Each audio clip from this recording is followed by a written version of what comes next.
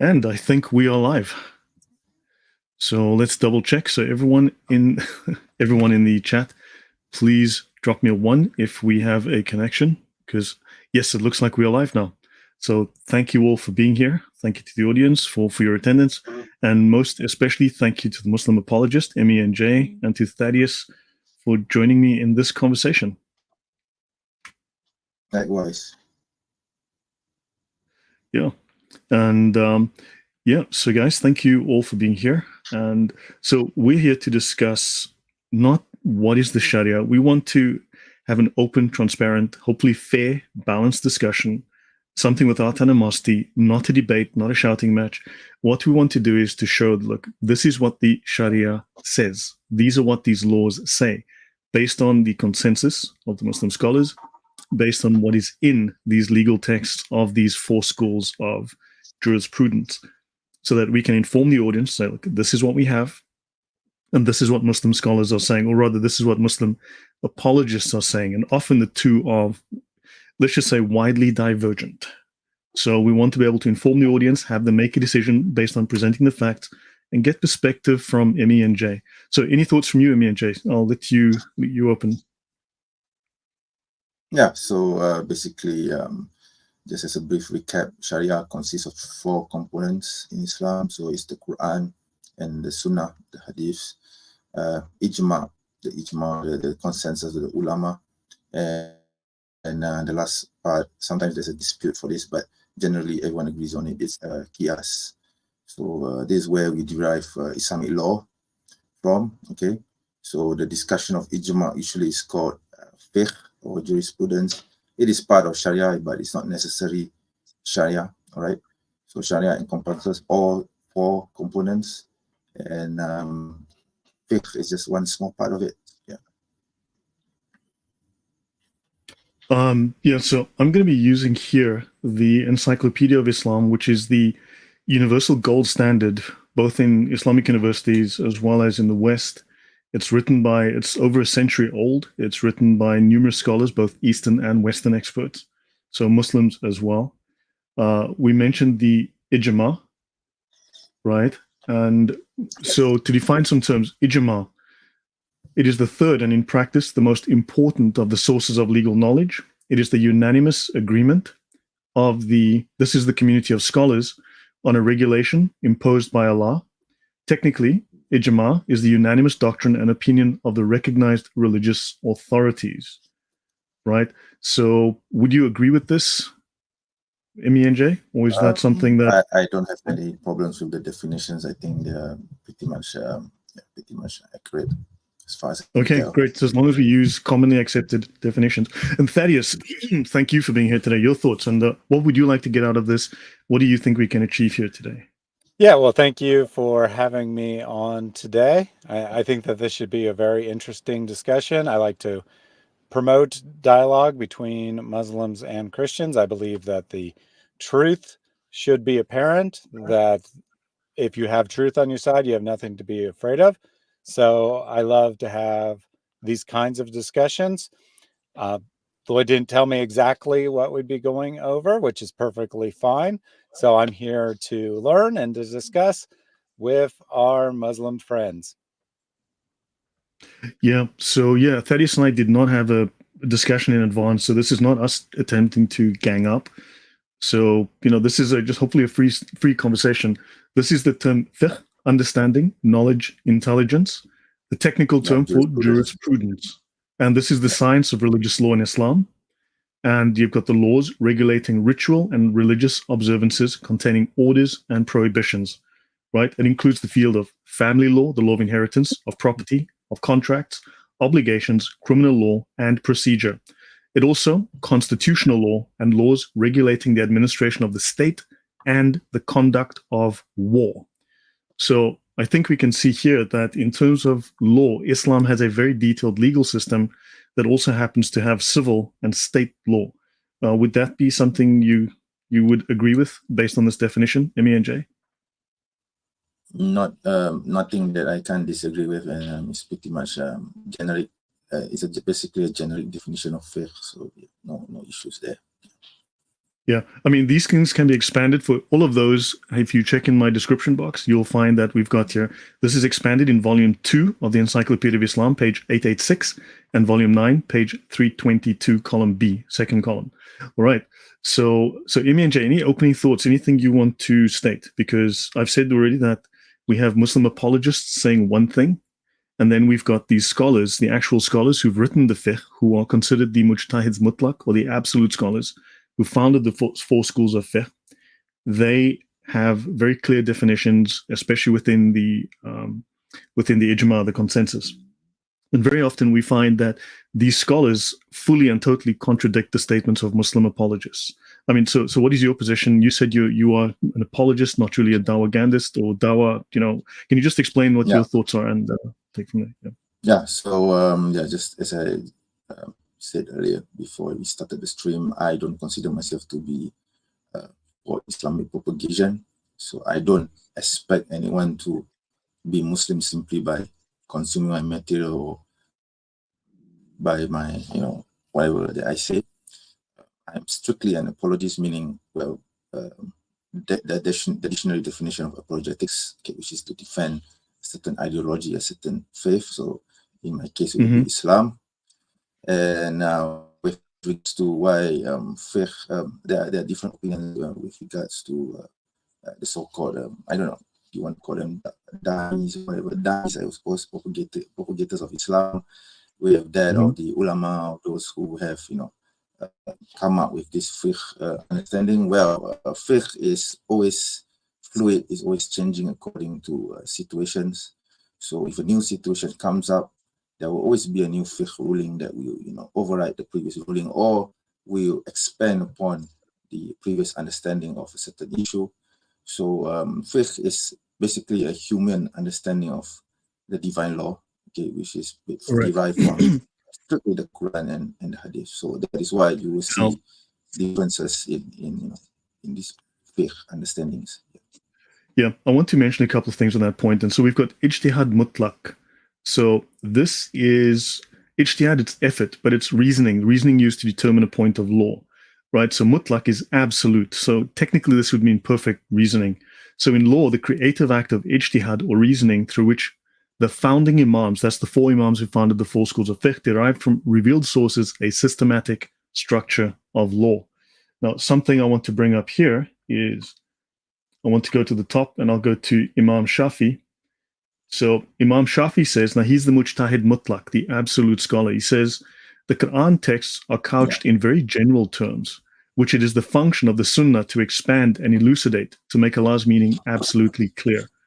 So we know that not everything that is pertinent to Islamic law is found within the Quran. So therefore, you've got the Sunnah, and then you've finally got the ijma, the consensus of the scholars, which determines this is the final interpretation, the final understanding, because you can't have individual Muslims running around making definitions on their own or making law on their own.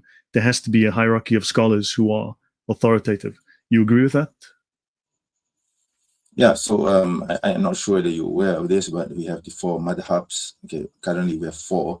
Back in the day, there were more than four. So the four major madhabs are Maliki, Hanbali, Shafi'i, and Hanafi. Okay, so I adhere to the Shafi'i school.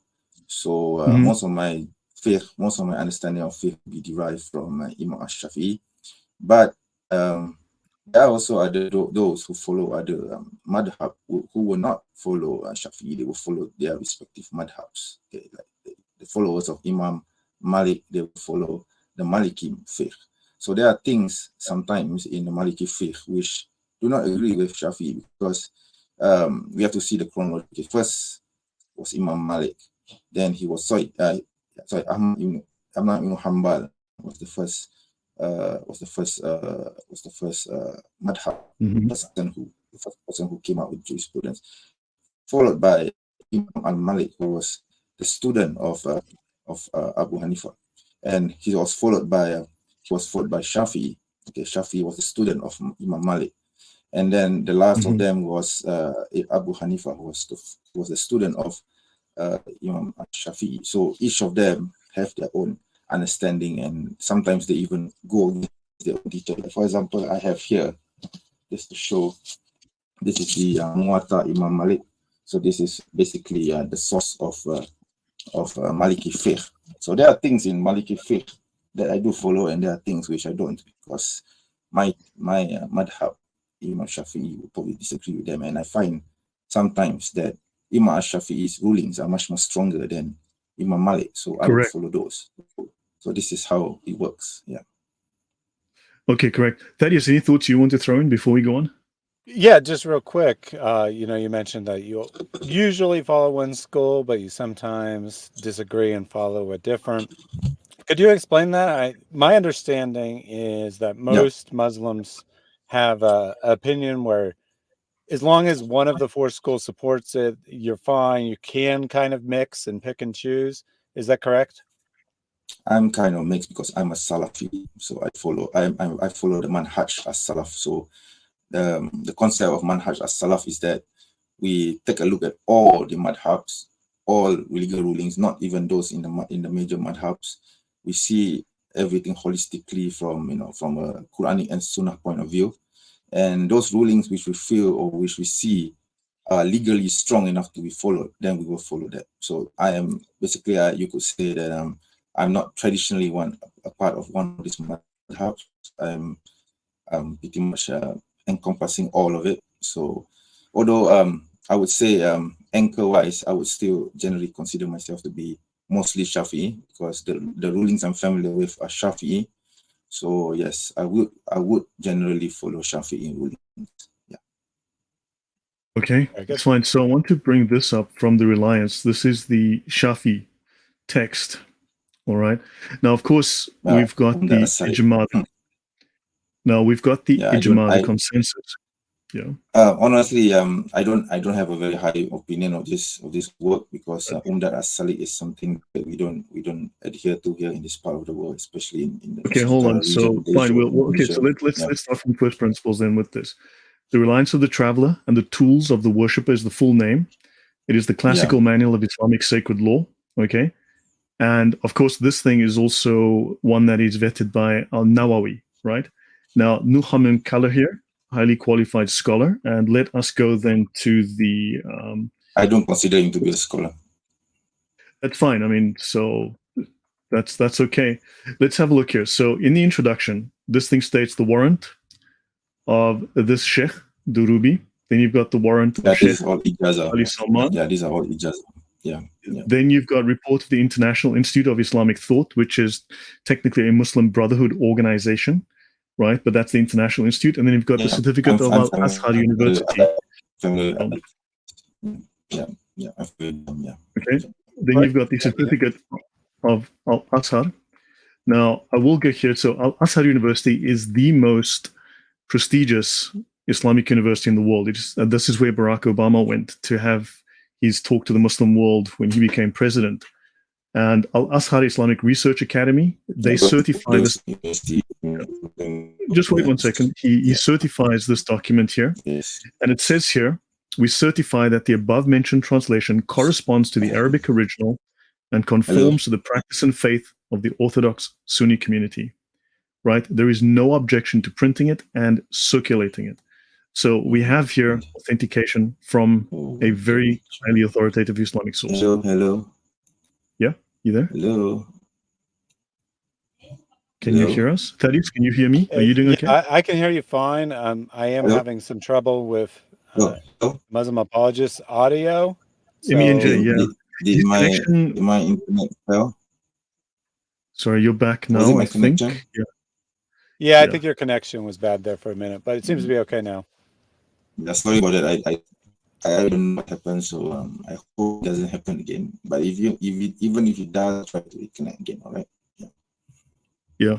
Now, look, if things are, I mean, look, let's do our best while we're here, and we can always reschedule in January or something if we have serious issues. But what we have here, I mean, now from our perspective, from a Western perspective, we've got Al-Azhar University, amongst other highly known, authoritative sources that are saying that this source is authoritative. Now, Al-Azhar is very high in the list of authority. It produces thousands of imams a year. It is a 1,000-year-old Islamic university, and it It produces scholars from all four schools of fiqh, right? They are saying that this is authentic. It conforms to Sunni orthodoxy. So, Thaddeus, your thoughts on this? I mean, does this disqualify it, or does this tell us this is good to use? Yeah, I mean, of course, any individual No, can it doesn't mean anything to me make because their I don't consider. yeah. So any Yeah, individual can I make their own decisions. consider. Apparently, MANJ is not a huge fan of reliance, but it seems to be one of the most well-respected, probably the most well-respected of the Sharia texts. So I think it's a good place to start. Doesn't mean that you can't look at other texts, but I think it would not be beneficial to ignore it. And this is a Shafi Hello? text. Again, Yes, you there? did Are again. you there? Tell you what, me and Jay, Masalah disconnect gangguan and then masalah nak. reconnect. Ya, Me and agak Jay, dah maybe abang ni nak cakap pasal unda asli. Bodoh. Pakai lah fix lain. Tak ada fix lain ke kalau nak pakai. I'm back again. Sorry about the internet. I really don't know what's Sorry. happening. Yeah, you can always try to disconnect and reconnect if that helps, and if that will help you. So look, this is a Shafi text, I don't think that and will. this is Yeah, okay. right. So look, Right. let's just jump into the deep end. Okay, this is, look, I'm not here to gotcha you. All right. Understand, these are issues that you're familiar with. You know these are issues. I'd just like to get your perspective, right? Because I will be referring to things. I mean, this is not going to be. Okay, hold on. Let me just do one thing from the Reliance. It says here the four Sunni schools of Islamic law, Hanafi, Maliki, Shafi, and Hanbali, are identical in approximately 75% of their legal conclusions. That would be the ijma. And it says there are even variances within a single family. There are differing viewpoints reflected in even a single school. Right? The Reliance of the Traveller is one of the finest and most reliable short works on Shafi jurisprudence. A school with perhaps fewer scholarly differences on rulings than others because its main resource is the recension of Imam Nawawi, the great 13th century Shafi scholar and jurisprudent. So we've got here these Shafis who are saying this is a reliable resource. So, yeah, your thoughts on that before we go on? Yeah, because as I explained earlier, we don't have this work in this part of the world because we rely directly from the sources itself. We have Imam Nawawi's work directly translated into the Malay language. We have Imam Shafi'i's Kitab al-Um in not just Arabic as well, but in Malay as well. We have Subuhus Salam. It's basically a compilation of hadiths with compiled by a Shafi'i scholar, whom we also rely on for fiqh understanding.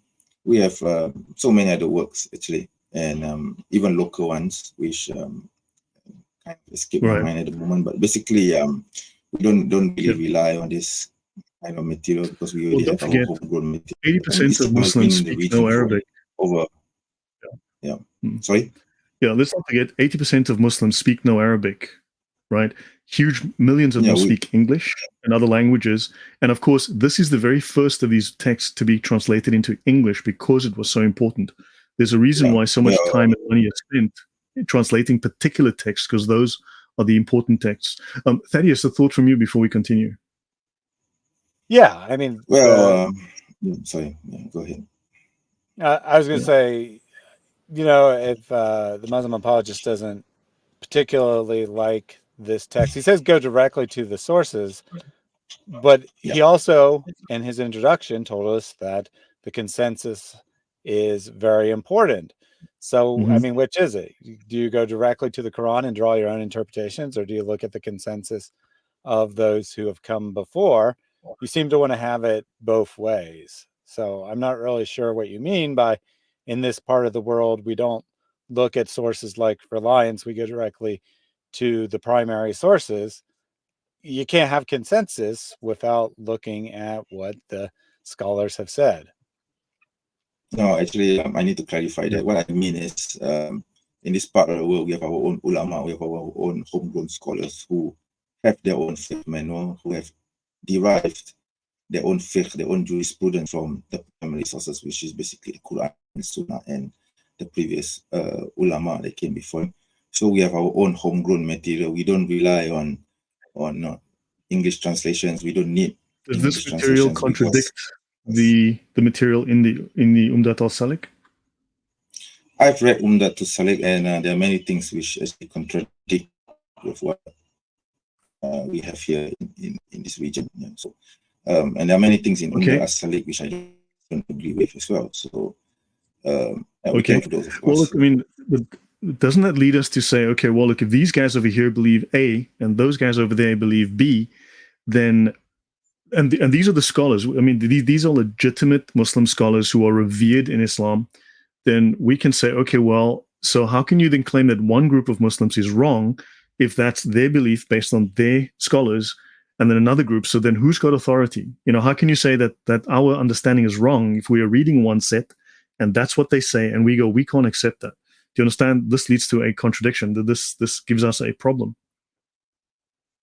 Doesn't cause any problems for me, because you have to keep in mind that Umdat Salik was written, I think it was in the 13th century.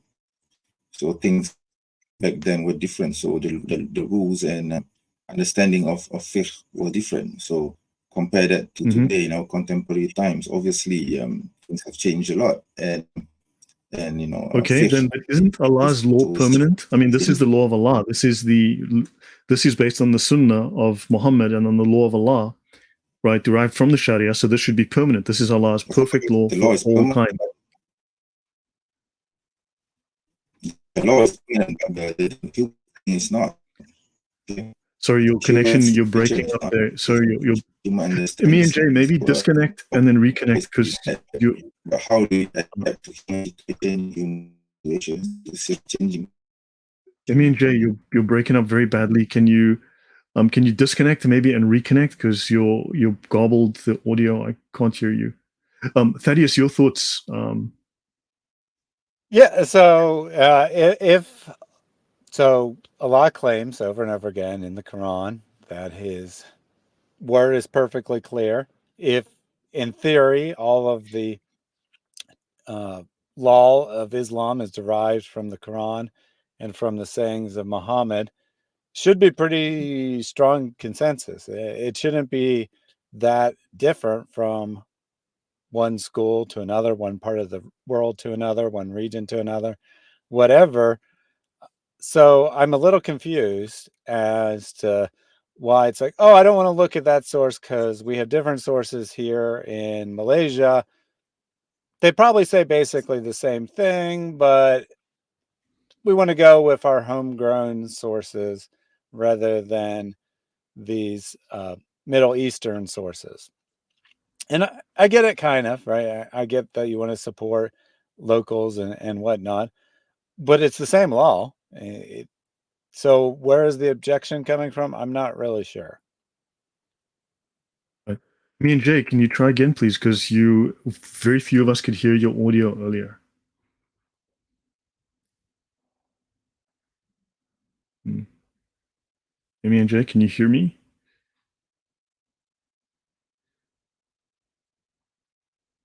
I think he may have dropped.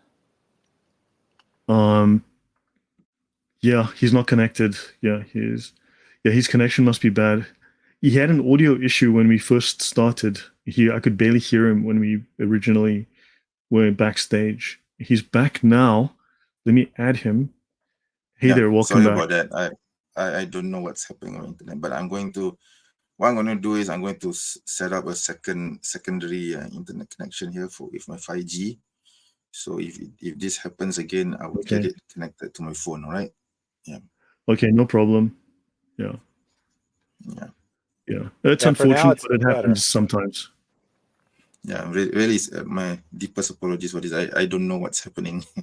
It usually doesn't happen like this, right? Yeah, it's not intentional. It happens to me. It happens to Thaddeus. It happens to all of us. It's one of those things. Really sorry about this. Okay, so I'm setting this up as a hotspot in case this happens again.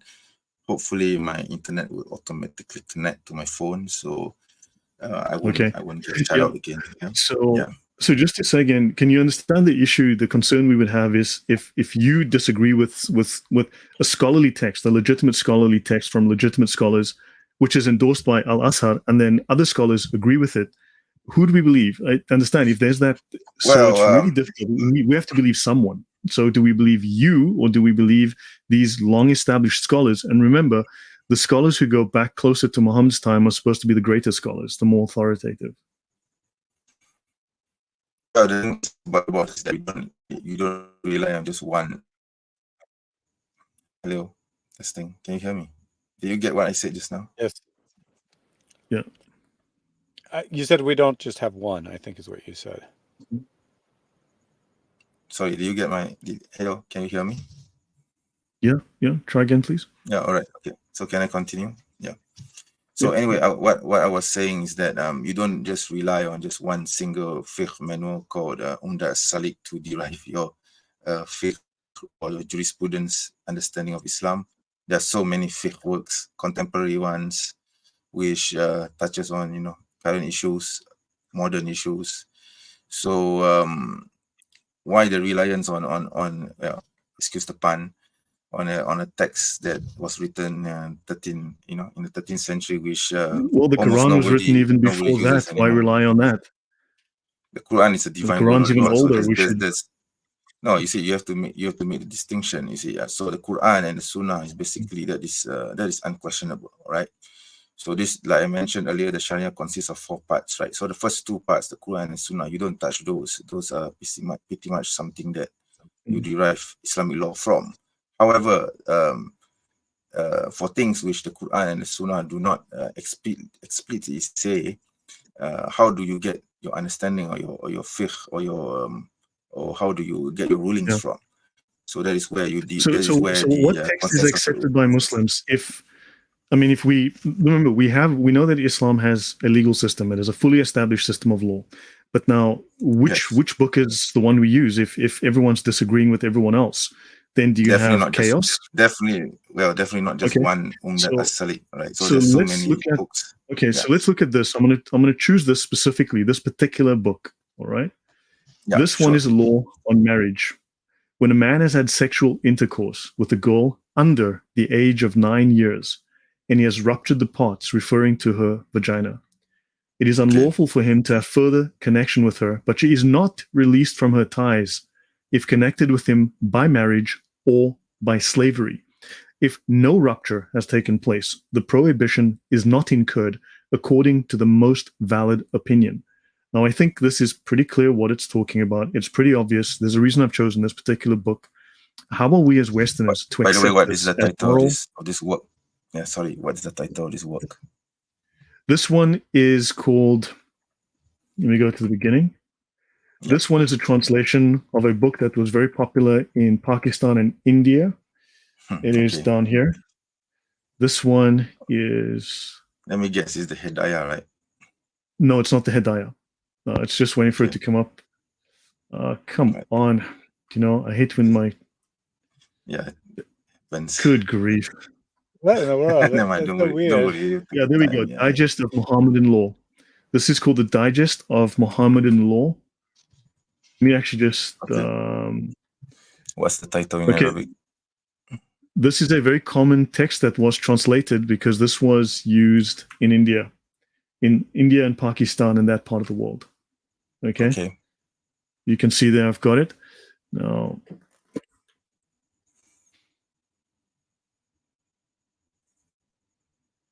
yeah, it doesn't really tell me where this is from. It's just a translation of... Yeah, well, okay, so let me show you something else. Let me show you this then while I'm here. Okay, the reason I chose this is a paper by 2 professors of law in Pakistan, right? A genealogical analysis of Islamic law books relied on in the courts of Pakistan. And then they mention 4 books that are actually on the basis of our analysis. The following books are found to be relied upon more frequently by the courts to derive authentic points of Islamic law on a particular issue. And here they specify Hidayah and the Digest of Mohammedan Law. We've just seen the Digest of Mohammedan Law. And the Digest of Mohammedan Law, as we saw, explicitly discusses that men can have sexual intercourse with children under the age of 9, as we see here, right? That sexual intercourse is permitted with a girl under the age of 9, and of course this could lead to a fistula where her vagina is ruptured open. And yet she is married to him and also slaves. Now, this is Islamic law valid for all time. and this is in use today in Pakistani courts, according to 2 PhD professors of law, right? Muslims, both of them. Thaddeus, your thoughts before I go on, your input. Yeah, so perhaps in a second here, Pakistan will be thrown under the bus and said that they're not good Muslims, not properly following the law. But of course, in reality, Pakistan and Afghanistan are very much Muslim nations. They very much are attempting to do what they think Muhammad commanded them to do. And as a result of reasoning things out and going through all of the same sources that any other Sharia scholar is going to look at, the Quran and the Hadith and the Sirah,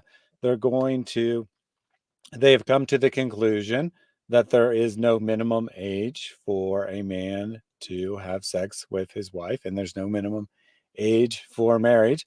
Thus, they have to create rulings for what happens when this leads to consequences.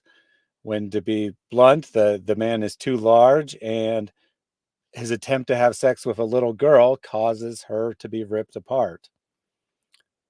And their conclusion is that he is no longer allowed to have sex with her, so he loses that privilege, but she, in fact, is still obligated to remain married to him. Yeah. So Amy and Jay, my aim is not here to gotcha you, but we as Westerners and we as Christians have deep concerns about this. We are well aware of the Sunnah of Muhammad. We know that he married a young child, and I know that we can go through various rulings on Islam QA where it states there is no lower age limit for Muslim men to marry girls. So here you've got this in black and white. And I mean, what is your thoughts? I mean, can you see the difficulty with us accepting this and believing that this is moral? So your thoughts, please. Well, my thoughts on this are simple. So basically, this ruling, I need to look into the actual work, of course, but from a cursory reading, I don't disagree. I don't agree with this. Okay, totally, it's totally un-Islamic, and it goes against fiqh understanding. Even it goes against the fiqh understanding of Imam Shafi. Okay, because Imam Shafi has clearly defined that only someone who has reached puberty could actually marry and have sexual relations, for without which the marriage will not be valid, because only someone who has reached puberty could give consent. So in Islam, marriage with consent from the woman is very, very important, especially in Shafi. So I'm pretty sure this is the same thing for. I could check Imam Malik if I had. Okay. No, look, I understand, and I appreciate your input. Yeah. I'm pretty much sure this is valid across the board. So yeah. So can I just ask him what his source for Shafi saying puberty? Because I've never seen any Shafi source that says that. Yeah, I'm going to have to refer to the books, because I don't have the. I need to really dig through it, right? Because I didn't prepare for this, right? Because understanding is that we're supposed to have a casual conversation, so it's not supposed to be anything deep. Okay, right? yeah, fair enough. That's my bad there, because I was just assuming that was the topic, but obviously I didn't set it up, so that is my bad. I didn't mean to try to push you on that. Yeah, look, I mean, the issue is that, look, and MJ is right. Look, to the audience, none of us had a chance to discuss in advance. So all three of us are coming here and we're sort of finding our way, right? I didn't speak to Thaddeus. I didn't speak to MJ prior to this. We didn't have an opportunity to speak. So the aim was, and I did say though to MJ, we would present this evidence, and these are the sources of our concerns. And we'd like to get his input. And I mean, if he needs time to examine this evidence, then go back, do research, and we come back and we have another talk about this. That would be great. I think that would be appreciated. Sure. So yeah, we could even set up a debate on it. I mean, if it comes to that, but it's up to you. Yeah. I'm not interested in debates. I mean, I've seen too many debates go south and nothing gets decided. It's just a word game, and I would rather just have a transparent, open conversation. We give the evidence to everyone. The audience can make up their own minds. They can look at the evidence and decide. Yep. Yeah. So I think that that's very fair. We'll present some things. We'll ask some questions, and you can do all the research you want, and then get back to us. We don't need answers today. I So mean, so basically all the research is behind me. It's just that I need to actually find the information, and I have too many books yeah, as it is. and that's So, perfectly fine. I think that's a perfectly reasonable answer to say, I don't know off the top of my head, but give me some time and I'll look it up. No, I'm not expecting him to. Yeah. So look, for instance, I'm going to go through a handful of quotes. So understand, right? We read this, we find these texts, we read this. When I was doing counterterrorism briefly, this is one of the texts that was used by ISIS. Understand? So this was one of the texts that was being taught. Yeah, So, you need to so the clear your mind, Guardian by must the way. marry her to him. Sorry, please go on. Sorry, just to clarify about my position with regards to ISIS. So basically, the consensus is that they are a Khawarij group. So pretty much out of the fold of Islam, and they don't represent Islam in any way possible. Yeah. Even in my part of the world, sorry. No, I mean, we would obviously disagree, but that's understood. We can always discuss this again later and, present evidence. That's what I really want. I don't want to get into a gotcha situation. We want to present evidence, and let everyone see the evidence for themselves. So look, I'm going to go through a few references, right? The guardian must marry her to him, whether prepubescent or not. Okay? You can see the Arabic here on the right-hand side. Let's continue. A guardian may marry his prepubescent daughter to someone. Okay, he may not marry his prepubescent daughter to someone for less than the amount typically received as marriage payment by similar brides, nor marry his prepubescent son to a female. So you have to pay the full dowry for a prepubescent child as you would for an adult. I'll continue. Okay. So they speak of the divorce of a wife who is prepubescent. Okay, I'll continue. Awaiting, this is on Quran 65:4. So this states here a woman's post-marital, so her waiting period after marriage, called the iddah. There is no waiting period for a woman divorced before having had sexual intercourse with her husband. And then a waiting period is obligatory for a woman divorced after intercourse, whether the husband and the wife are prepubescent, have reached puberty, or one is prepubescent and the other is not. And intercourse here means copulation, defined elsewhere in the text. So this explicitly states that you have prepubescent wives who have to wait to see if they are pregnant after sex. And this is a section on marriage, right? Post-marital. Now, again, we know this is the ijma on how 65:4 was interpreted within the Sharia. As Christians, we find this very difficult to accept. For us, this is immoral. It is also illegal. I'll let Thaddeus comment before, and then we'll come to you, Emi and Jay. Thaddeus? Yeah, I mean, I think it's crystal clear here in this text that you can marry before puberty. I'll be brief. Yep. Emi and Jay, your thoughts? I mean, can you see the difficulty for us here? Yeah, I mean, this is, you have to keep in mind this text was written in 13th century. I'm not sure whether they do practice prepubescent marriages in the 13th century, but again, this goes against Shafi madhab, because you need to have consent in order for the marriage to take place. If both of them are prepubescent, to me that goes against the Sharia as well, or the understanding of faith as well, because the purpose of marriage, what is the purpose of marriage? The purpose of marriage is to procreate and to have children and to have to build a family, right? To conserve the family unit. So if both of them are prepubescent, that goes against the objective of the purpose of marriage. So that is totally contrary to the understanding of Islam. So remember, this was I totally authorized. I totally disagree with it. Yeah. No, and I'm glad you do, but this was authorized by Al-Azhar. Al-Azhar is very influential. I mean, one of their scholars has a weekly radio show listened to by 60 million people. That's a lot of people that are listening to a group that authorizes this as authentic Sunni Islam, right? The waiting period for a woman who does not menstruate, whether prepubescent or postmenopausal, is 3 months. They are speaking of prepubescence here, right? I'm going to look up one more word. Actually, hold on. Puberty. Okay, so actually, no, before I get to that, I want to finish let me just tackle this again. And prepubescent. There's one more reference I want to show you, and this is for us very disturbing, right? Okay, now it's not finding it, so let me go find something else.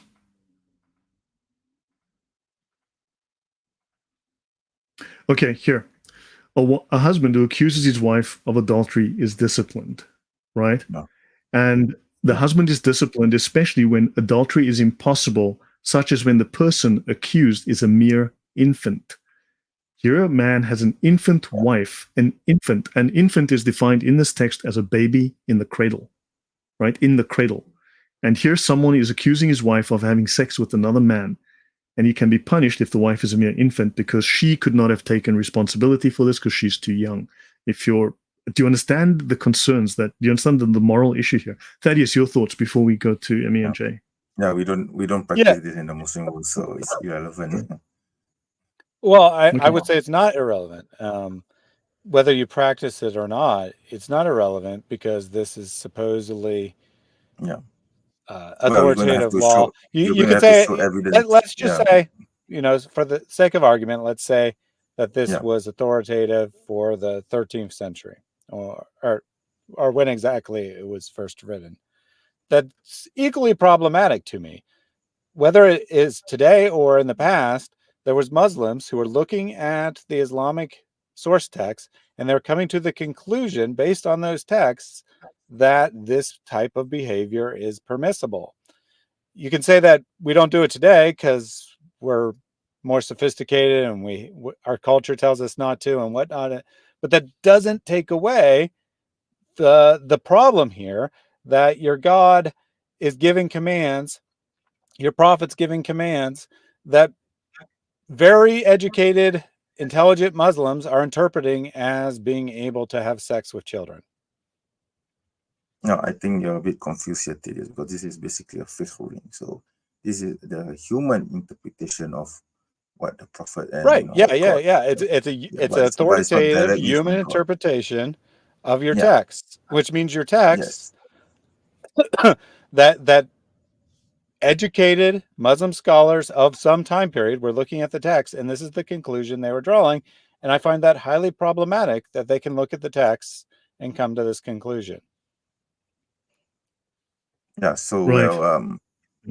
like I said, there's no such practices in the Muslim world now. So I would consider such understanding to be irrelevant and actually outdated. So it's totally irrelevant to me. So look, I mean, I would love to have this conversation with you in the future. Understand? We would like you to come back with evidence, and so we can discuss this. I mean, the aim is not to got you. You are not responsible for writing this.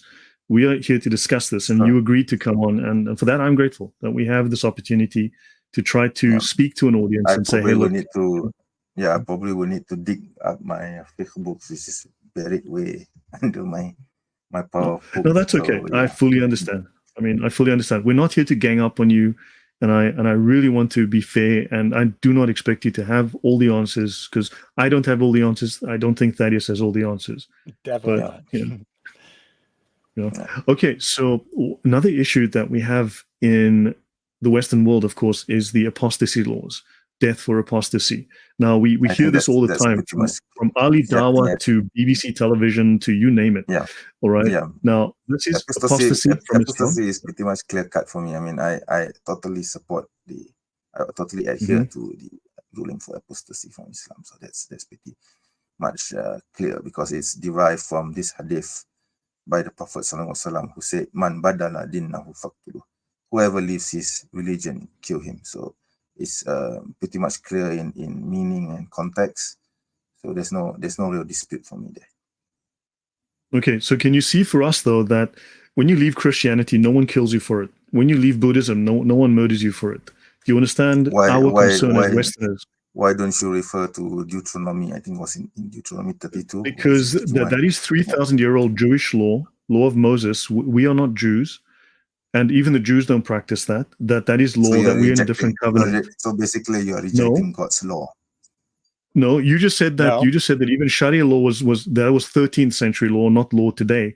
So are you rejecting? Yeah, I meant I meant certain fifth rulings which are specific to that particular period. Like, for example, marriage is just Thaddeus, not maybe I'll fixed let you take this in one. I'll stone. let you jump into that. Yeah. So, I mean, if you give me the verse, I can say more about the verse in general. But you need to understand first that the way Jewish law worked, right? The way the laws handed down to Moses work, that they are a combination of moral laws, national laws for the particular nation of Israel, and ceremonial laws for the priesthood.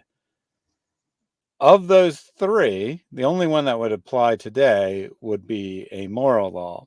A national law of Israel might have a particular purpose, but that nation has long ceased to exist. The recreation of the state in modern times in no way makes those laws binding. Ceremonial laws are done away with in the time of Christ. They point forward towards him. He is the fulfillment of the laws, but the ceremonial laws no longer have any purpose after he has come, and especially they don't even have a purpose in Judaism after the temple is destroyed in 70 AD and has never been rebuilt, because they deal with temple practices. So with those two things in mind, then we can look at specifics. But you also need to understand that the law is not comprehensive, right? It is not all encompassing. It gives general principles from which judges are expected to derive rulings for particular circumstances. So to see how the Jewish people understood the text, you would have to look at how it was actually carried out. And to the best of my knowledge, there was never a time within Judaism that they carried out a death penalty for apostasy. Yeah. And also, if I may add to that, thanks, Thaddeus, sorry to interrupt, but also this tells us then that Islam also mandates civil law, not just moral law, civil law. So therefore, these rulings, now think about it, you just accepted this ruling, but rejected others. Now, why would one ruling be acceptable and correct, and then suddenly this one's like just wrong and that one's right? Understand? Picking and choosing like that, that's, I mean, you're going to have to then accuse the scholars of Al-Azhar and various other scholars like the Mufti of the Jordanian army and like the Mufti of Syria and others to be incorrect. You know, their authority suddenly is now called into question versus your view of that, your opinion. Do you understand the difficulty for us? It's not difficult for me at all, because I've read all the fake books that I have. Okay, there are things which I agree with, there are things which I don't agree with, and there are things which the consensus has been reached. So, like, for example, with things concerning, you know, personal laws like marriage or things of the sort, there can be what we would refer to as khilaf, disagreements. But certain things like jurisdictional laws like this, like apostasy, like things concerning tawheed, concerning theology, those are fixed in stone. Okay, I mean, for the personal laws, you can debate those until kingdom come, and you probably will still not be able to come to a consensus. But for things like apostasy, murtad, like for thieving, for adultery, for robbing, for mass murder, so these things are fixed in stone. You can't change that, and that's where I derive my faith from. And of course, I said I could go into detail, but, you know, I wasn't prepared for it, right? So no, look, I'm not expecting you to go into detail. Look, I'm not expecting that, and I fully understand. You need time to think. You need time to prepare. You need time to come back with evidence. So don't worry. I'm not expecting the idea you here to. Basically is just basically the idea here is just to casually, you know, I'm being very casual here, so. Not I mean, detail, hopefully I did explain to you, we're presenting the things that are of concern to us, right? And we'd like to get your input, right? And we can always come back and discuss again. I'm not looking to be, So going back to that issue with regards to apostasy, I don't think it should be a concern for those who have not apostatized from Islam. So why should it concern Christians if a person who was formerly a Muslim apostatizes? But this leads to murder, and of course we have an issue with that because we have a new covenant. Murder. It's not murder when it's a crime. You see, like, for example, if someone kills someone else and you arrest that person and you condemn that man to punishment by murder, would that be considered murder? You see, we would So consider killing apostasy is- someone for leaving the church. That would be, of course, murder. In Western law, Western morals, that would Yeah, be we murder. don't- Can you see this contradiction that we have now? we don't follow Western law. We don't acquiesce to Western law. We have our own laws. Yeah, so we are not going to bow Yeah, the so- knee. Yeah, So, we're not gonna bend the knee, Thaddeus, yeah. yeah.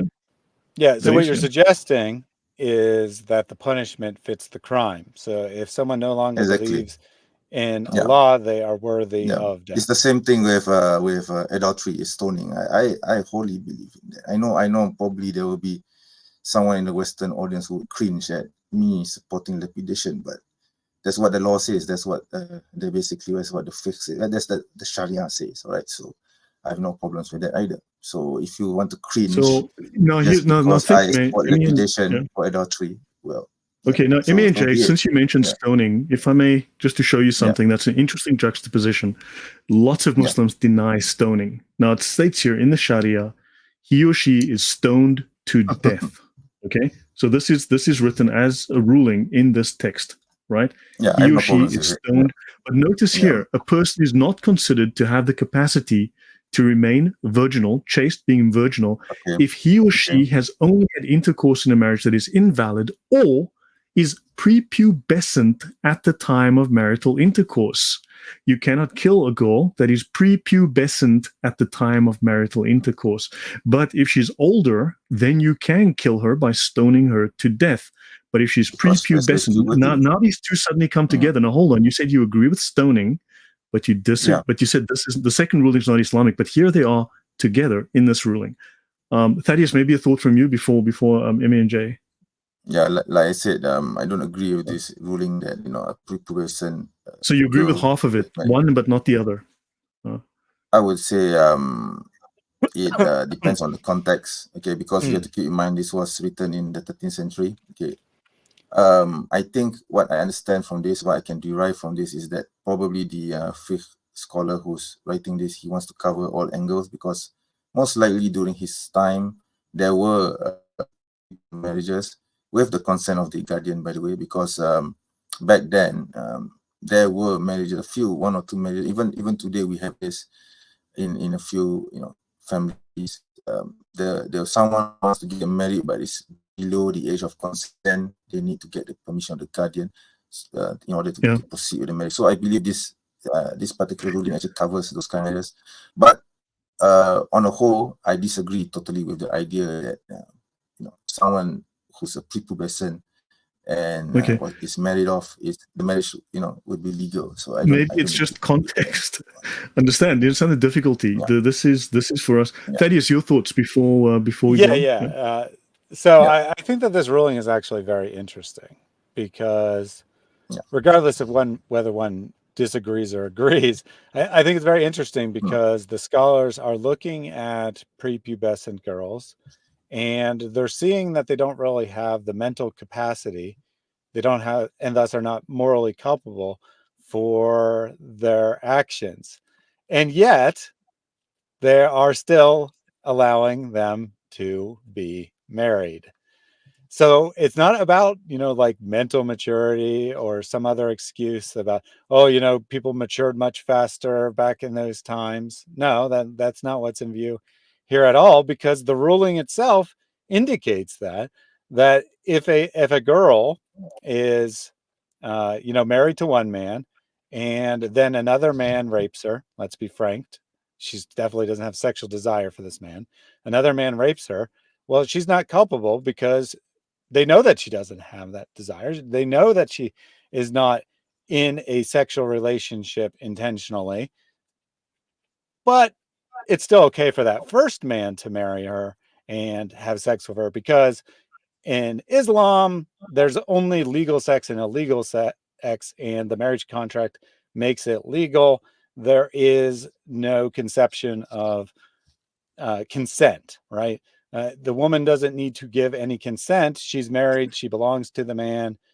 She is his property. He is allowed to approach her when and how he likes, whether she wants it or not.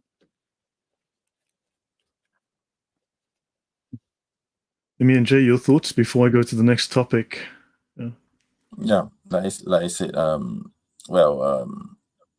circumstances change. Okay, So this ruling is probably covering all the bases. That, however, does not mean that, from a Shafi'i point of view, a two-person marriage can never take place because you have to have consent from the girl, either from the woman herself or from her guardian. Okay? And even so, even let's say there is a pre-pubescent marriage that takes place, the marriage cannot be consummated until she has reached puberty. This is pretty much clear in the text. Okay, so you can actually read this across Maliki fiqh even. And that's pretty much what I have to say actually. I think I've already pretty much covered the basis with regards to my opinion on this. Yeah, I want to cover some other things. But look, I understand. Look, what I mean, it would be, I think, for the audience, we would all benefit, we would all learn, because it's really nice to have the opportunity to discuss with you. I mean, really, this is really a great opportunity. Your audience is, I think they are a bit sarcastic and mocking of Islam anyway, but I don't know about that. Yeah. Yeah. Well, look, I mean, that's your audience is sarcastic and mocking of Christianity. I mean, that just kind of goes with the territory, right? Yeah, I guess so. Yeah. Yeah. So look, there's a couple of other things I want to also mention. Thaddeus, any thoughts from you while I go to the next topic? I will just point out that MENJ keeps saying, well, that was for the 13th century. It doesn't apply. Today, it seems that because this text was written in the 13th century. Yeah, that Allah's moral principles are not eternal, that they're dependent on society. In other words, societal law, societal culture and customs is superior. Sorry, what was the last statement you were asking? Please go on again, Thaddeus, just to explain further. Yeah, well, by saying, okay, so let me rephrase it differently. By saying that this was written for the 16th or the 13th century, so it doesn't apply today, but I guess it was okay then. What you're suggesting is that moral principles are relative to cultures, which means that culture is superior to Allah in determining moral principles. I would disagree with that statement because this is a human interpretation of divine law. The understanding from Islam, from the primary sources, the Quran and Sunnah, is that when a woman reaches puberty. Okay, the key word here is puberty, not age, right? You can actually reach puberty even if you are 12, right, or even if you are 10. Okay, so the key word here is puberty, and back in the day, 13th century, what does a 10-year-old lady do? Okay, or what does a 16-year-old lady do? The circumstances were different then. So of course it's natural for a lady of such an age, once she has reached puberty, once she has reached her menses, to be married off. But today we don't do this because a 10-year-old girl or even a 16-year-old girl needs to go to university. She needs to go to school. She needs to get her education. The conditions of society today is such that even a 16-year-old lady, even though she has a menses, she's not mature enough. She's not equipped enough to face the challenge. I mean, my son, he's 10 years old, but I wouldn't even go and allow him to cross the street because I don't feel that he's ready for such responsibility. Okay, so situations change. Okay, human conditions change, human understandings change. So fiqh is dealing, or jurisprudence in this particular instance is dealing with such situations. It's not divine law in that sense. The divine law is the ruling that. So the divine law is basically a woman can get married if she reaches puberty, but the fiqh derivation from it is that how do you define puberty? How do you define maturity? So that changes. That changes according to the ages. So the divine law remains. It's just that the situation is different. So you interpret the law. Just one thing, Lloyd. So for next time, MENJ, I would love to see any fiqh, Sharia, whatever source that defines puberty as the age for marriage, because I've never seen one. There might exist, right? I don't know everything, but I've seen many rulings. None of them relate to puberty. Yeah, I mean, okay, so I just want to go to this source. Yeah. Okay, go ahead. Yeah. So look, I mean, again, guys. So remember, this is not. I'm really not trying to gotcha you. We're just trying to say, look, here's the evidence, and just get your thoughts on acting and the ruling on marrying young girls. This is Islam QA, which is the most visited Islamic advice site in the world, right? So why is Islam allowed to marry children, girls of age below 10, without their permission? Okay. And it's a setting case of children and blah, blah, blah. Okay. So now let's go have a look here. All right. So marrying a young girl before she reaches the age of adolescence is permitted in Sharia. It was narrated that there was scholarly consensus on this point. And here they quote 65:4. And those of your women as have passed the age of monthly courses, right?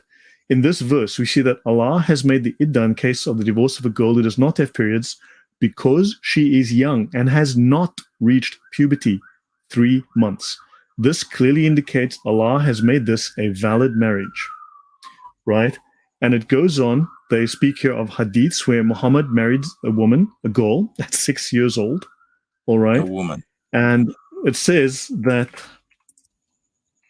and it says here also that there is no minimum. Hold on, let me just find the reference here.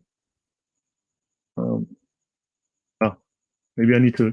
So it says here, okay, there is nothing in the hadith of Aisha to set an age limit. So what this tells us, no age limit can be set. In other words, in Islam, there is no lower age limit for a girl to be married. There is no lower age limit. Now, in the Reliance, we see infants, literally infants in the cradle, A, married, and B, accused of having affairs with other men, having sex with other men. Do you understand the concern for us? Do you understand this is the largest Islamic advice site in the world? Do you? Yeah, I don't recall any Sorry? Muslim families giving away their baby girls in marriage to strangers anyway. So yeah, but if Well, even if you don't know, whether you've I would personally actually- observed it or not. I would actually presume, actually from this understanding, keeping in mind the context of the 13th century, is that most likely, I don't know whether this is true. I would need to actually hit the books, but from what I understand, at least from what you are telling me and from what, considering the nature of Umdat as-Salik, I would say that these are probably, maybe these families, they have pledged their children in marriage to one another, maybe from as young as, I don't know, maybe maybe even before they were born.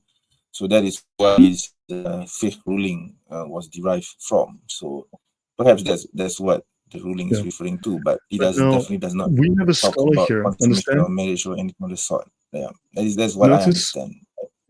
So, just to clarify, right? So he kept saying that I think in the 13th century, the context was blah, blah, blah.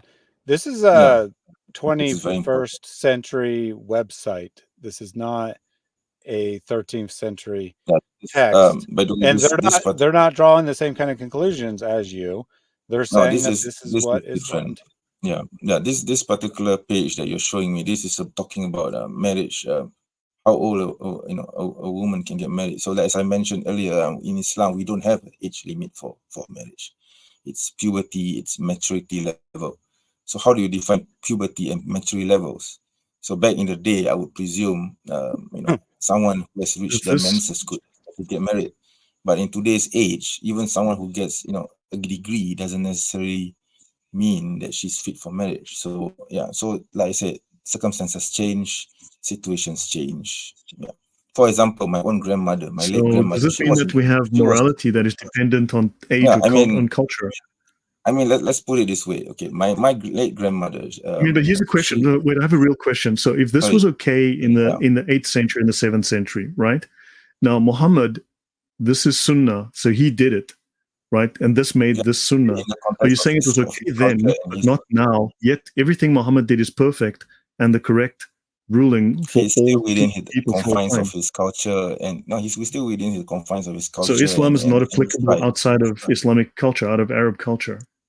It is applicable if you look at the way on how it is interpreted. You see, so I think you're conflating things here a bit. With all due respect to you, so like I said, like for example, the Prophet ﷺ, he rode camels. Okay, he rode horses. Does that mean that Muslims today are forbidden from driving cars. We need to actually ride camels and horses. Do you get what I mean? So it's the same thing with marriage. So just because the Prophet married Aisha when she reached her, puberty at 9 years old, does that mean that all Muslim women should marry women, should marry girls as young as 9? So you see, the context changes, the situation changes. So that doesn't We're not mean talking about an that the obligation Prophet to, is but not it is perfect. certainly Yeah. permissible. And whereas this, remember, in a Western context, I mean, I think you'd agree, this is considered a crime and it is considered a sin, right? So whereas in Islam, it's considered Tuesday. Thaddeus, your thoughts before we go on.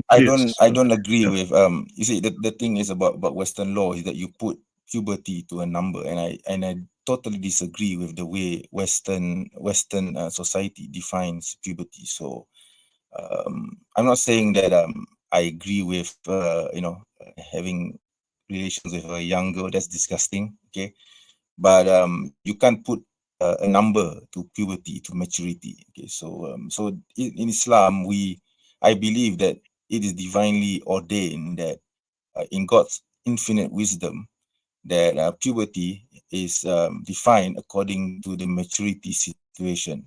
So the human condition at that time period. So Islam is totally universal for all times, for all periods. So if let's say in one time period in the 13th century, so where was this women could get cancelled? I mean, married. where was this permission to have child brides and infant brides cancelled? Where was that no longer made permissible? It's not cancelled as in defined by law or anything. So it's something that I believe, or I know, if you understand the maqasid al-Sharia, Muslims will eventually come to understand that.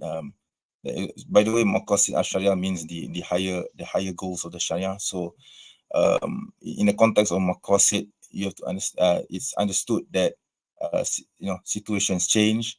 So if the situation doesn't permit for marriages as young as 9, even though the 9-year-old has already reached a maturity, her menses. Therefore, we shouldn't be practicing that. So it's not wrong for someone to practice that 10 years, thousands of years, hundreds of years ago, 200 years ago. But for this current times and contemporary age, things change. Okay. Right. Just so, so I mean, we have to take from this that the law of Allah has changed. Okay. Thaddeus, your thoughts, please. It's not the law of Allah. It's basically not the law of God. It's basically the human condition. Okay. There's nothing to do with whatsoever with divine will. Okay. So,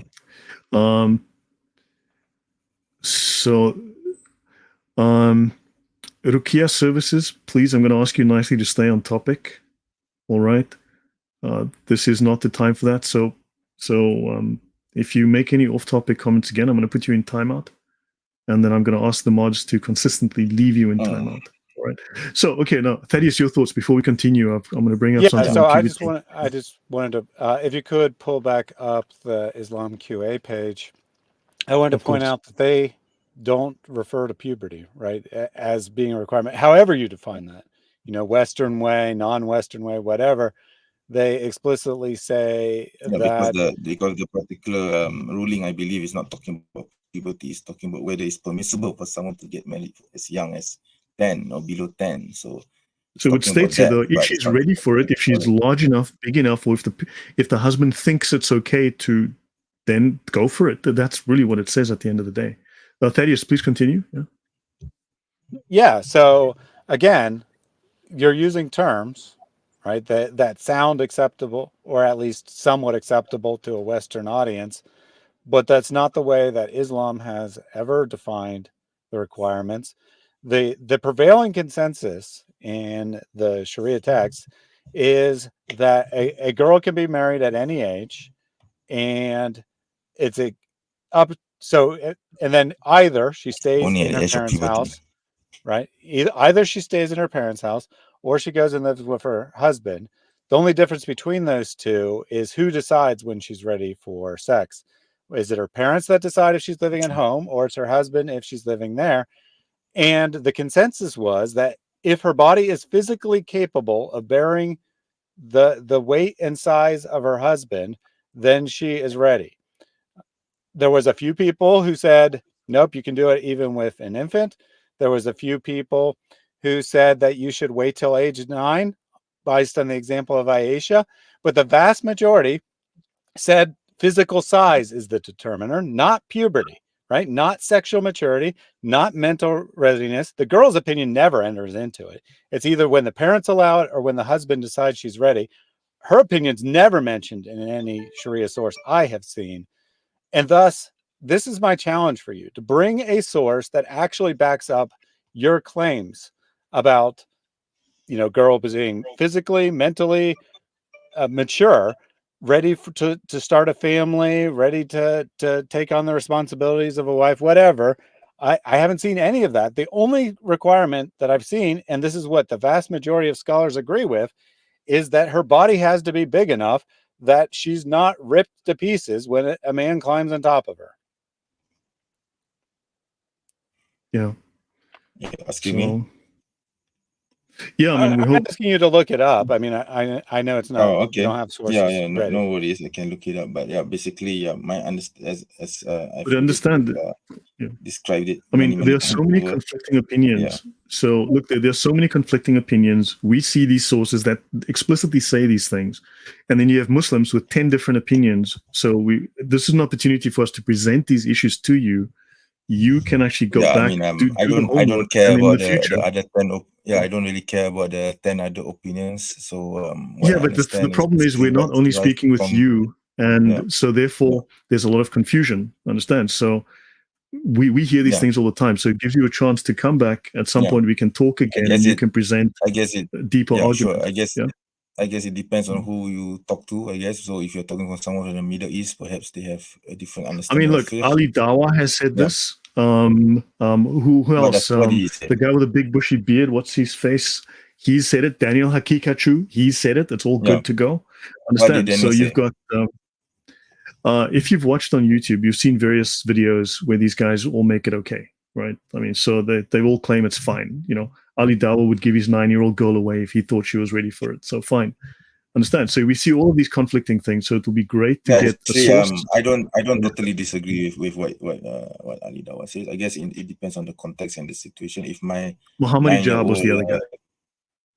If my 9-year-old daughter is ready for marriage, and I feel that she'll be married off to a wonderful man, then I don't see any reason why that shouldn't be the case. But of course, that depends highly on the context and the situation at the time. Right. But understand, I mean, it would be nice to understand from our perspective, from our laws and morals, this is both sinful as well as illegal. So, I mean, you need to understand this is in the Bible. Can you show me from the New Testament where it is sinful and inappropriate for someone to be married off of puberty for a young woman?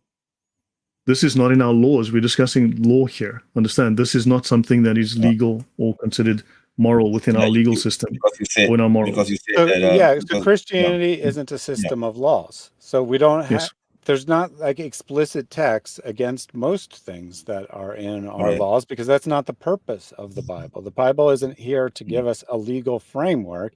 It's to establish moral principles. And the guiding moral principles behind all laws are to love God with all your heart, soul, and mind, and to love your neighbor as yourself. And from that, we can see that it would be, from that alone, and we could go to more explicit references, but from that alone, we could see that it would be inappropriate, immoral, and disgusting to abuse a little child by marrying them before they are mentally, physically, socially mature. So are you saying that my late grandmother, who was 14 years old when she married my grandfather, this is not the time to mention. This is not the time. She was abused and raped when she was married off. I'm just asking. Emi and Jay, pause a second. Pause a second, please. This is not the time for that. Understand? We're discussing what we can read within the law. You're saying the law is A. We've got sources that say the law is B. Understand? Now, depending, what if group A, right, doesn't come to power or whatever, and group B that permits diddling infants of 3 months old, what if they are the ones who seize the reins of power? Then that becomes the law because that's what they believe. All right? Understand? So the problem is you've got... the thing is... So let's move to a different topic.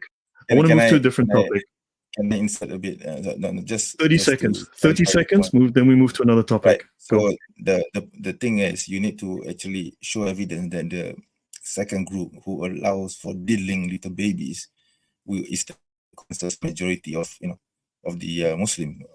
We don't have to show the majority. They just need to be. We know what their views are. The views are right here. We've seen them. Islam QA is a majority view. Okay, so K13.8. Puberty applies to a person after the first wet dream or upon becoming 15, okay, lunar years old, or Right. when her girl has her first menstrual period or she's pregnant. So a girl reaches puberty when she has her first menstrual period or she falls pregnant. Now, of course, the difficulty here is that you don't know if she hasn't reached puberty yet, but the man slept with her. She fell pregnant. So, oh, there you go. That was puberty. She clearly was old. So, Thaddeus, your thoughts on this, please. Well, I mean, in one way, this shows some insight into how babies are made, because a woman can get pregnant on her very first menstrual cycle, which means she would never have a discharge, never go through a period. So in one case, it shows some understanding there, but in the other, it also clearly shows that it is normal for people to be having sex with girls who have not yet reached menstruation. Or puberty, because she would fall pregnant. You know that she's pregnant when she falls pregnant. You know that she's reached puberty when she falls pregnant, which means you didn't know at the time. Do you understand the condition that is implicit here, the logic here, Mensch? It doesn't make any sense to me, because in order to ascertain that a woman has achieved maturity, she has to one of them is basically she has to go through a first menstrual period. So if she has not gone through a menstrual period, how would we know that this permits it? Do you understand that this? Do you understand this? Obviously, then, oh boy. Yeah, but then that will cancel out the marriage, the consummation of marriage. So yeah, it's like basically it's like putting the chicken before the egg, or did the egg come before the chicken? Okay. Yeah. No, that's fine, but you understand the problem in that. Now I want to look at one more topic. I mean, we'll wind down. We'll finish in 10 minutes. So I want to look at one more topic. I'm not going to go into huge depth. We can discuss this again, but again, this is a concern for us. On a moral level, this is a deep concern for us, right? This is a section in the Reliance on lying, and they speak of permissible lying and obligatory lying. And they speak here of in circumventing those forbidding the permissible. Now, of course, whatever is permissible in the Sharia, for instance, what we do online is we try to prevent the spread of Islam, of course. So therefore, it is permissible to prevent this, to circumvent this. And this implies, of course, that lying then becomes permissible. Okay. So I'm just going to go and show the audience a little bit of this stuff. And, right. Permissible lying. Now, he who settles disagreements between people to bring about good. Now, the good here is defined as what obviously benefits Islam, what brings the Sharia, or says something commendable is not a liar. Now, the problem is, now, for instance, we would read this by saying that when a Muslim is trying to settle a disagreement, he can lie because that is not considered a lie. Do you understand the concern for us? I mean, before I get into depth here, Thaddeus, your thoughts, and then we'll go to Emmy and Jay. Yeah, so I mean, well, actually, I don't know if we'll look at more details, but we can see explicitly taught here, and for that matter, in Muhammad's own words, that lying is permissible in certain circumstances in Islam, and in fact becomes obligatory in certain circumstances as well. And that doesn't seem right to me. Maybe there's an explanation which Menj will help us out with here in a second. See, but notice that he permitted untruth in settling disagreements. Now, this is what they tell us, that Muhammad permitted untruth in settling disagreements. This is an explicit statement that lying is permissible for a given interest. And then Ghazali says, when it is possible to achieve such an aim by lying, but not by telling the truth, it is permissible to lie if attaining the goal is permissible. Understand? And then it is obligatory to lie if the goal is obligatory. Now, this is obligatory lying. We can go into much more depth, but Thaddeus, last statement, and then I'll leave it over to Mensch to speak, if I may. Thaddeus, your thoughts, and then I'll leave it to Emmy and Jay. Yeah. Yeah, I So think I would just be repeating myself. I have a problem with this, and I'd Okay. like the explanation. Yeah, your thoughts. So Emmy and Jay, over to you. Yeah. yeah, so about lying, right, in Islam, I think some of your fans here are saying taqiyya. So taqiyya is not an Islamic doctrine, it's a Shia doctrine, and of course we reject it. I actually have books on that refuting the idea of taqiyya. So with regards to lying in Islam, so as the hadith itself in this very text says, there's only 3 conditions which allow for it. So let's put it frankly, okay? If your wife were to dress something really ugly and you really dislike it, but you don't want to hurt her feelings, are you going to tell her that that she looks ugly and she should change her clothes? Just tell me frankly, Yeah, but honestly. Will you actually no, tell that's her one that? example. Sure. Yeah. I mean, just answer yes or no. Will you actually tell her, oh, my dear, you look super ugly in that clothes and I don't like it. Please change your clothes. Will you actually tell that to your wife? I mean, honestly, I'll tell you frankly, I will never tell that. I will never say that to my own wife. Okay. But that is not the only circumstances where this applies. I mean, we all understand. We all sympathize with that circumstance. I'm going into that. Yes, I'm going into that. So that's one particular circumstance. The other circumstance is war. Okay, so in war, the Prophet himself said that war is deceit. So war is in order to achieve, basically to achieve a military objective, you can't tell the truth. Are you going to say to the enemy, oh, look, we have 1,000 personnel behind me, and we have this. Yeah, we have this, and we have this, that. So, and we're coming for you. Yeah, the context we're speaking of is we're settling disagreements, and also remember we are in the Dar al-Harb. I'm getting to that. Right? We're in the house of war. Islam is permanently at war. I know. I'm getting to that. So that's the second circumstance. The third circumstance is, what was it again? Can you scroll up and show me the hadith? Yeah, settling disagreements. So basically, disagreements would usually, transactions. Do we disagree right now? I mean, we are disagreeing. So would that be context here?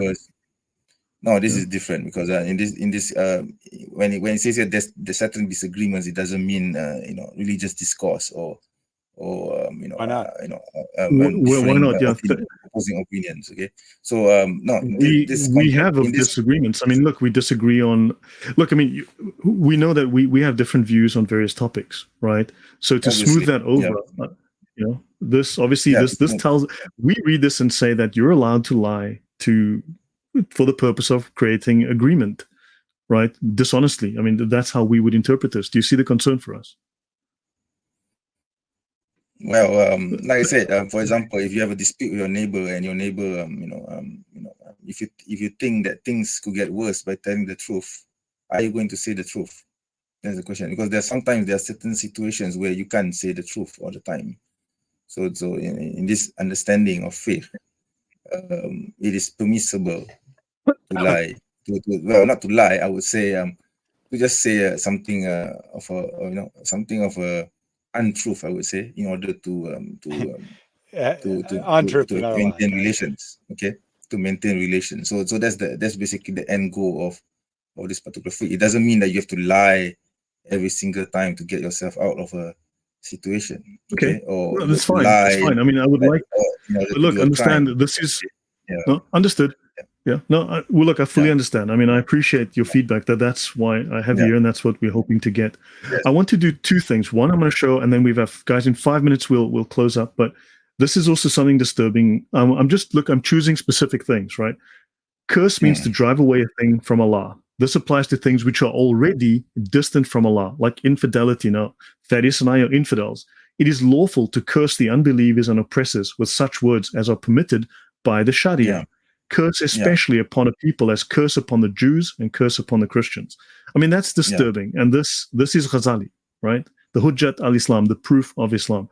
For us, but we can discuss this another time, right? But what I want to do is, okay, your thoughts on that. Just your thoughts on that. Take 1 minute, and then I'll go to a little bit more Ghazali. But your thoughts on that. I think it's in Jewish law. I think where the Jews say, thank God that I'm a Jew and not a goyim. So If you can tolerate that, then why can't you tolerate this? Yeah, but cursing. So those are curses, right? Which obviously we would find offensive. You can appreciate that, right? Yeah, I would just say there's a substantial difference between saying, "Thank God I'm not an unbeliever, I'm not an outsider," however you want to put that, and saying, "I bring curses down on the unbelievers, on the outsiders." Seems to be quite a bit different to me. No, I would consider them to be in the same context anyway. So no difference to me. Okay, well that's Look, I mean, I'm not here to argue about these things. I'm just looking to present the different perspectives. But hopefully, you can see our perspective. Understand that the one is actively cursing, whatever form those curses take, and the other is saying, "Hey, well, at least I'm not Iranian or something." That's okay, right? Okay, false speaking is permissible. Sometimes false speaking or lying becomes compulsory. And in some places, lying is better than speaking the truth. And you can say falsehood in a battle or to compromise between two parties, and then false speaking or lying is lawful. Now, the Prophet allows false speaking to bring a compromise between two parties. And he who settles disputes between two parties is not a liar. So, the same thing from sorry? It's repeating the same thing from the previous. Sorry, I can't hear you. Sorry, your audio is very muffled. Say again, please. No, it's basically repeating the same thing from the text, the previous text that you showed me. So now we've got corroboration. Understand? Yeah, I have no problems with this. Now, the lie which is spoken to settle the matters between two contending parties is not written. Now, that tells us that when there's a disagreement, like, for instance, Muslim apologists, Christian apologists, they have a disagreement. The lie that the Muslim tells here, according to this text, the lie is not written. It is not. So in other words, Allah doesn't record this as a sin against the Muslim because it brings peace. Do you understand the context here? Doesn't look good. Muslims are not allowed to tell lies. Just one second. Thaddeus, your thought before I go on to Emir and Jay. Thaddeus, your thought? Yeah, I mean, I would agree with him that it's essentially saying the same thing as our text, which means that these two different Sharia texts are in agreement here. And I do have a problem with this. Maybe Muslim Apologist doesn't, but I do have a problem with saying that there are certain circumstances where it is better to lie, where it's obligatory to lie, because I don't think that that's actually true. For example, you said, like, what are you going to do? Tell your enemy in war how many tanks you have and where you're sending them? No, you just don't say anything, right? You don't have to be in communication with your enemy in war. You don't have to be sending false information. And frankly, your enemy would be really stupid to believe you if you send information anyway. But that is the purpose of war, isn't it? So, NJ, 1 minute to your answer, please, and then I'll just finish with this. I'll just finish with this section, please. Yeah, your answer. Yeah. Please go ahead. Please go ahead. Okay. Yeah. So, as I mentioned before, there are circumstances to lying. Okay. I'm not going to tell my wife that she's wearing an ugly dress and please change. All right. So I don't want to offend her, obviously. Otherwise, I'll be sleeping outside. Okay. And there are circumstances where you, in war, okay, you don't tell the enemy that you have X number of tanks and X number of personnel coming after you, and what time and what date am I coming after you. Yeah. So you can't tell the truth all the time. That's an extreme context. I mean, but this doesn't specify only extreme contexts. Yeah. Right? So this is a general. Like I said, like I said, when it comes to discourse between a Muslim and a Christian, obviously you can tell lies because that the context doesn't justify it. And if it's settling a dispute with a neighbor, and you see that the situation calls for smoothing things over, so to speak, and let's say, for example, okay, the dog comes onto the neighbor's lawn, right, and then it causes a lot of problems, and you want to smoothen things. But we could use diplomacy for that, as opposed to outright lying. Whereas this legal ruling commits lying rather than diplomacy. The thing is, diplomacy does, involve an element of lying as well, because you need to smooth things over. So it's not. Well, I mean, but lying has consequences, right? Yeah. Okay, so look. It all depends on the situation. Okay, so if in a discourse like this between me and you, obviously I can't tell lies. Okay, I can't be lying right now. Oh, Islam is this and that, and I can lie about it, because I mean the point is to tell the truth, because I'm an apologist. Why should I lie about something about Islam? You see, it doesn't meet the Understood. objective. Let's pause a moment, but understand, as we read this states that lying is obligatory. Understand? So this is us for us. It's a great concern. So the I want to context finish off of with it, this. Now, So, can so I the interject? says here, Can I clarify? if that? I can just read this. Yeah, okay, Sorry. go ahead. No, let me finish with this, and then we'll take like 1 minute to just do a finish wrap up. There is no sin in that falsehood which benefits a Muslim or removes a harm from him. And the Prophet said, he who commits fornication shall keep it secret with the secrecy of Allah. And to disclose an obscene act is also an obscene act. Every man should save his life and his honor, even taking recourse to falsehood, which is lying. Right? And if harm is caused more than benefit in case of speaking the truth, you may avoid speaking the truth. And uttering a dual word, in other words, a word that is misleading, saves him from falsehood. So a deceptive word saves you from having to blatantly lie, because that's covered again in the. So Menj, let's give you 60 seconds, your last thoughts, and then I want to end off. I'll give Thaddeus the last word. Yeah, I just want to clarify on what it is meant by obligatory lying. So this actually involves life-threatening situations. Like, for example, if someone has a sword, it doesn't specify that. It does not specify that at all. Yeah, obviously it doesn't, because this is very basic. But there are fiqh books which actually explain the situations. Okay, so if you look into these fiqh sources, there are situations where it is obligatory for you to lie. Like, for example, not to save a life. Okay. To prevent an evil from happening. Those are extreme situations, but those are not specified here as the only situations. I've never seen rulings to that effect. Yeah, like I said, this fiqh manual doesn't explain the details. You need to actually look into other fiqh books. This is supposed to explain the details. I mean, this. Yeah. No, understood. Look, we can hopefully have this conversation again, and then we can go through these in more depth. Thaddeus, last word to you, if you don't mind, Muslim Apologist, because I have to run to something. So, Thaddeus, last word to you. Yeah, well, first of all, thank you for having me on today, and thank you to the Muslim Apologist for coming on and being willing to have this chat and this discussion. Right. I know Lloyd has been waiting for quite some time to find a Muslim who is willing to come and look at the Sharia sources and respond to them. So we thank you for coming on. My thoughts here, we've seen a variety of things which we as Christians have problems too.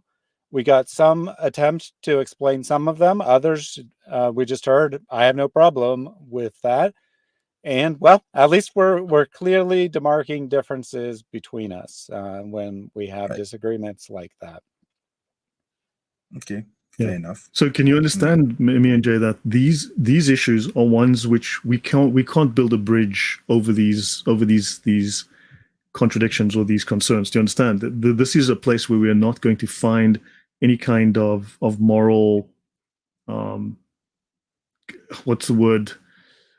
Any way to reconcile these. We're not going to find any kind of reconciliation. You know, we're not going to find any way to. My advice to you especially is just stop reading Asli, because Asli is totally outdated. Okay, even Hidayah is totally outdated. You should actually read more contemporary sources. The Hidayah is considered the prime legal text for the Hanafi school. I mean, there's far too many attestations.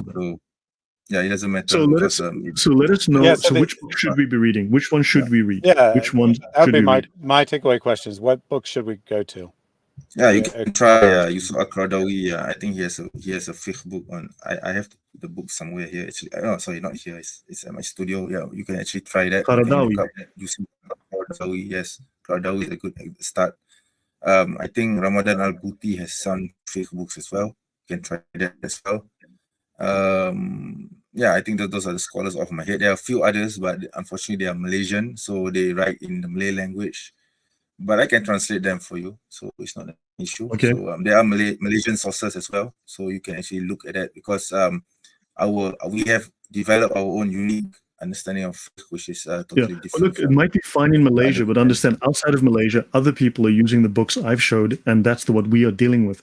So Malaysian Islam might be just fantastic.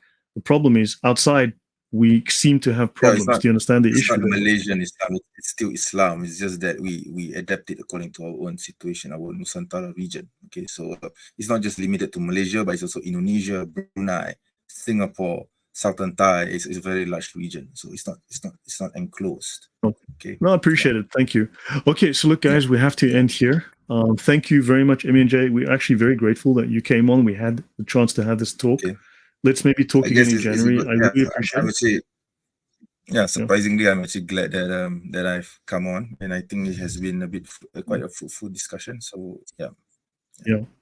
No, I mean, look, I'm really not here to gotcha you. I really want to say, as I said to you before, I want to present the issues we have, the concerns we have. Yeah. We are told we have nothing to fear, but we look at this and go, man, this is, sorry.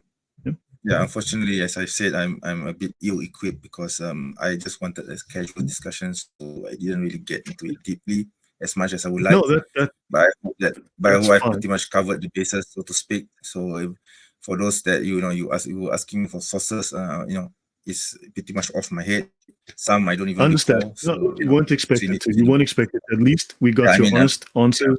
And well, I'm not expecting you to know everything. I don't. Thaddeus doesn't. You don't. We need to go back and look, and we will discuss again.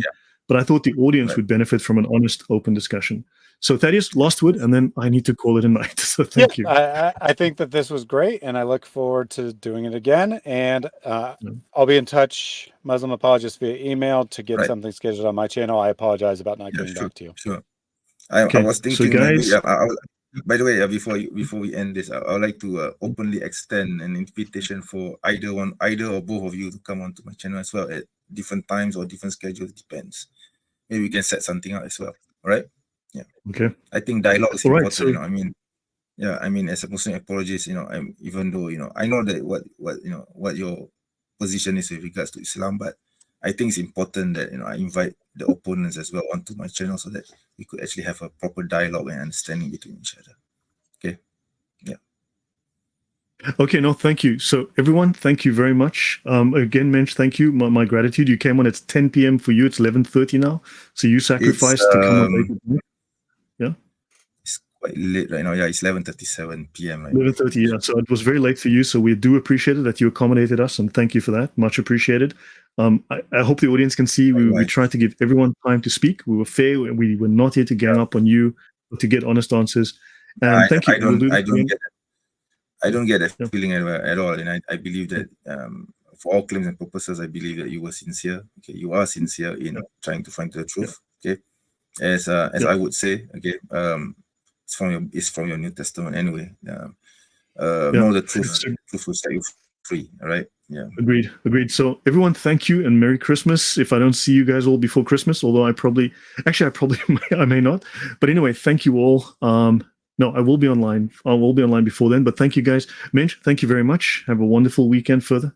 Thaddeus, thank you for coming on. I appreciate the input. And everyone, have a wonderful holiday season. And of course, we'll be in touch before Christmas again. Thank you, everyone. Take care. Good night and bye. Right.